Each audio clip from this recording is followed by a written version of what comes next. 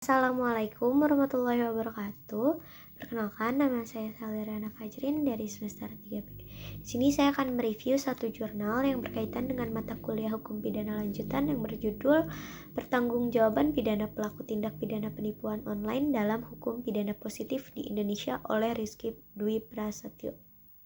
Era globalisasi identik dengan kemajuan teknologi dan informasi yang sangat cepat dan pesat, sehingga mengakibatkan cepat atau lambat akan mengubah perilaku masyarakat dan peradaban manusia secara global, karena teknologi informasi membuat dunia tak terbatas. Akhir-akhir ini ada satu fenomena menarik yang timbul di masyarakat, yakni jual beli online, yaitu bertransaksi membeli barang atau jasa melalui media elektronik di dunia maya atau virtual, di mana pembeli dan penjual tidak bertemu secara fisik dan saling tawar-menawar sebatas percakapan di forum-forum jual beli online. Setelah menemui persetujuan dan kesepakatan harga dan barang, maka transaksi pun dapat dilakukan melalui transfer.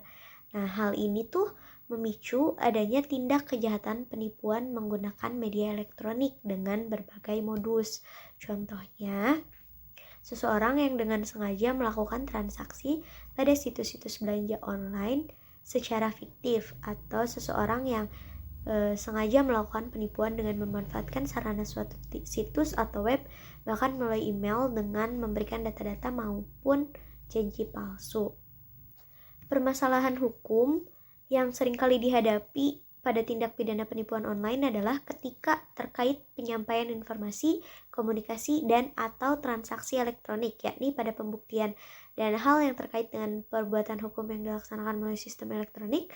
Pasal penipuan dalam KUHP masih belum dapat mengakomodir hal tersebut, karena biasanya pelaku penipuan melalui media online juga menggunakan sarana email untuk berhubungan dengan korbannya.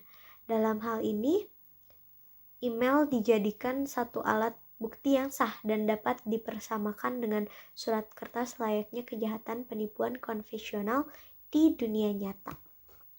Bentuk pertanggungjawaban pidana pelaku tindak pidana penipuan online hanya dapat dijatuhi menggunakan pasal 28 ayat 1, pasal 45 ayat 2 Undang-Undang Nomor 8 Tahun 2011 tentang Informasi dan Transaksi Elektronik, pasal 378 KUHP tentang tindak pidana penipuan tidak dapat digunakan untuk membebani pelaku tindak pidana penipuan online untuk mempertanggungjawabkan perbuatannya.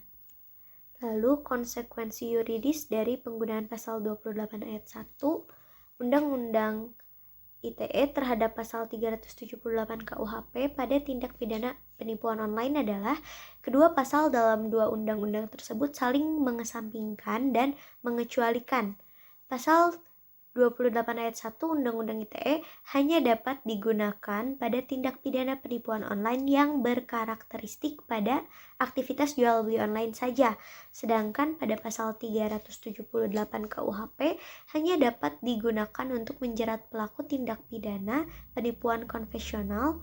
Dengan kata lain, 28 ayat 1 ITE merupakan lex specialis dari pasal 378 KUHP yang merupakan lex generalis dari tindak pidana penipuan. Meskipun keduanya memiliki kekaburan makna norma dalam unsur-unsur tindak pidananya. Sekian dari saya. Wassalamualaikum warahmatullahi wabarakatuh.